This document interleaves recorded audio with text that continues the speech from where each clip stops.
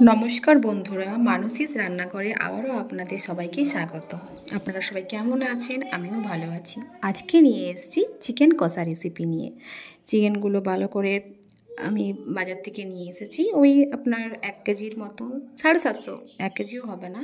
তো ওটাকে ভালোভাবে আমি ভালো করে জল দিয়ে ধুয়ে ওটা আমি ম্যারিনেট করে রেখেছি প্রায় 15-20 মিনিটের মতন। ওটার সঙ্গে আমি দিয়েছিলাম নুন, হলুদ গুঁড়ো, জিরে গুঁড়ো, কাশ্মীরি লঙ্কা গুঁড়ো, একটু লেবুর রস, আর আদা বাটা, আর পেঁয়াজ কুচি, আর একটু ধনেপাতা কুচি। ওটা আমার দেখানো হয়নি, যেহেতু কোনো কারণে আমার ভিডিওটা করা হয়নি।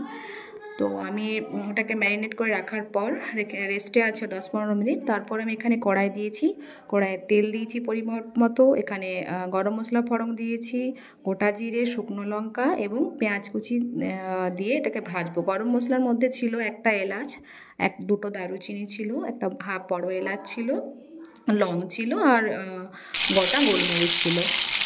এরপর আমি এটা দেওয়ার পরে পেঁয়াজ কুচিগুলো ভালো করে প্রথমে ভেজে নেবো। হ্যাঁ, এটা কিন্তু আমি আদা রসুন বাটা দিয়ে করবো, পেঁয়াজ বাটা এর মধ্যে আমি অ্যাড করবো না। পেঁয়াজ কুচি দিয়ে আমার এই মাংসটা হয়ে যাবে। তার জন্য এখানে আমি দুটো বড় বড় পেঁয়াজ নিয়েছি এবং পেঁয়াজ কুচিগুলো ভালোভাবে ভাজছি। ভাজার পর ওর মধ্যে আমি যতক্ষণ ওটা ভাজা হবে লাল লাল করে, কারণ মাংসটা একটু লাল না হলে ভালো লাগবে না। তো এর মধ্যে আমি একটু চিনি, 2-3 দানার মতন, মানে একটু মতন হালকা চিনি অ্যাড করেছি, যে রং হবে বলে। তো ওটাকে আমি ভাজছি ভালো করে। চিকেন রেসিপিটা তো সবারই ভালো লাগে। চিকেনের তো অনেক রকমের রেসিপি হয়, প্রচুর রেসিপি আছে। তো চিকেন এটা যে বানাবো, এটা ভাতের সঙ্গেও চলবে, রুটির সাথেও চলবে, সব রকম রাতের খাবার, দিনের খাবার সবই এরকম খাওয়া যাবে।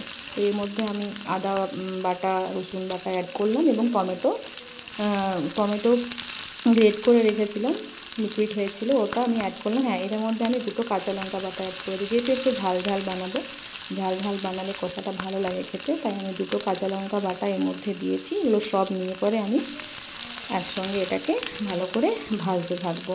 হালকা হালকা তেল যখন দেখবো যে ছাড়তে শুরু করেছে, দেখুন তেল ছাড়তে শুরু করেছে, এবার এর মধ্যে আমি ছোটো চামচের 2 চামচ হলুদ গুঁড়ো, 2 চামচ জিরে, 2 থেকে আড়াই চামচের মতন জিরে গুঁড়ো, কাশ্মীরি লঙ্কা গুঁড়ো এবং একটু ঝালের জন্য লঙ্কা গুঁড়ি দিয়েছি, নুন দিলাম।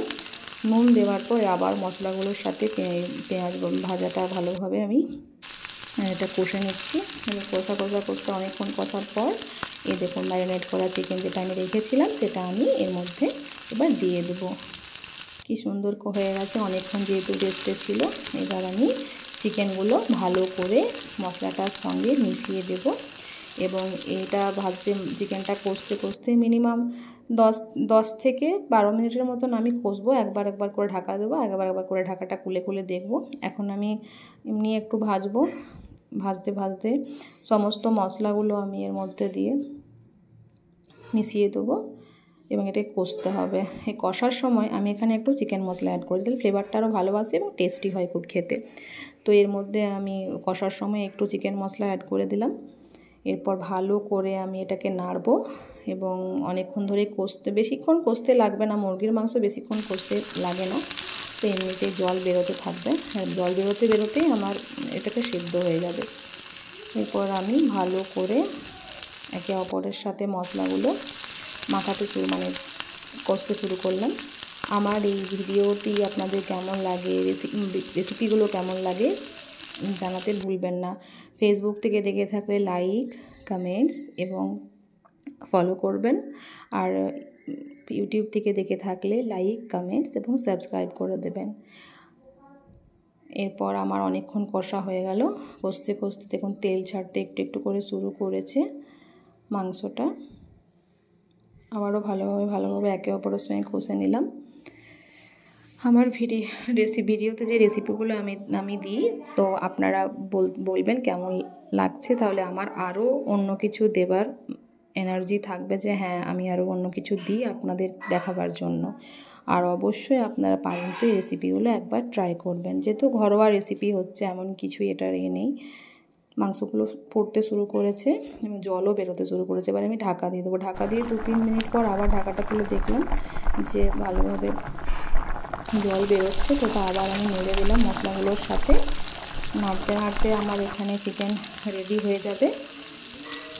দেখুন কি সুন্দর লাগছে দেখতে, কষা কষা। ভালোভাবে আমি আবারও ওলট পালট করে দিলাম এবং আমার মনে হচ্ছে এগুলো সব ভালো করে চিকেনটা সিদ্ধ হয়ে গেছে। যেহেতু বেশি জল বেরোয়নি আমার এটা তার থেকে, তার জন্য আমি এখানেও কিছুটা জল অ্যাড করব। কি সুন্দর লাগছে দেখতে না? একদম গরম গরম ভাত রুটি সাথে খুবই সুন্দর লাগবে খেতে। এটার সাথে আমি একটা আলু দিয়ে দেবো, যেহেতু বেশি আলু কেউ খায় না, তো আমার ছেলে আলু পছন্দ করে।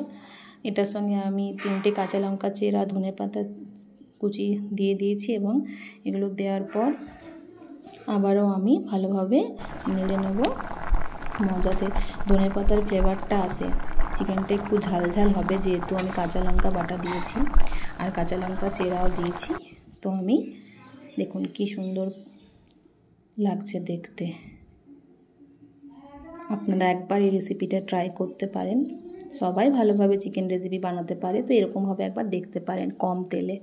আবারও আমি চিকেন মশলা আর একটু দিয়ে দিলাম, দেওয়ার পর আবার নেড়ে দিলাম। আমার ছেলের চিকেন কষা একটু হলেও ফেভারিট, যেহেতু ও চিকেন মাছ সেরকম অতটা পছন্দ করে না, কিন্তু কষা কষা একটু ভালো লাগে। তো আমি এর মধ্যে একটু জল দিয়ে দিলাম, যেহেতু একটু ফুটতে দেবো। তাহলে দেখলাম সিদ্ধ হতে একটু বাকি আছে, তো আবারও আমি ধনেপাতা কুচি এর মধ্যে দিয়ে দিলাম। আপনারা চাইলে পরেও দিতে পারেন, তো আমি আগেই দিয়ে দিই, আমার সেন্টটা গোটা রেসিপিটার মধ্যে ছড়িয়ে যাবে। এবার ঢাকা দিয়ে দিলাম। এবার আমার চিকেন রেডি। কেমন লাগছে আপনারা জানাবেন। গরম গরম ভাত রুটি লুচি পরোটা নান সবার সঙ্গে পরিবেশন করতে পারেন এই রেসিপিটা। আমার ভিডিওটি ভালো লাগলে অবশ্যই একটা লাইক দেবেন এবং পাশে থাকবেন। আবারও আমি আসবো নতুন কোনো রেসিপি নিয়ে। আমার এই ভিডিওটি সম্পূর্ণ দেখার জন্য আপনাদের অসংখ্য অসংখ্য ধন্যবাদ। আমার চিকেন রেডি হয়ে গেছে, দেখুন। আপনাদের সবাইকে অসংখ্য ধন্যবাদ আমার ভিডিওটি শেষ পর্যন্ত দেখার জন্য।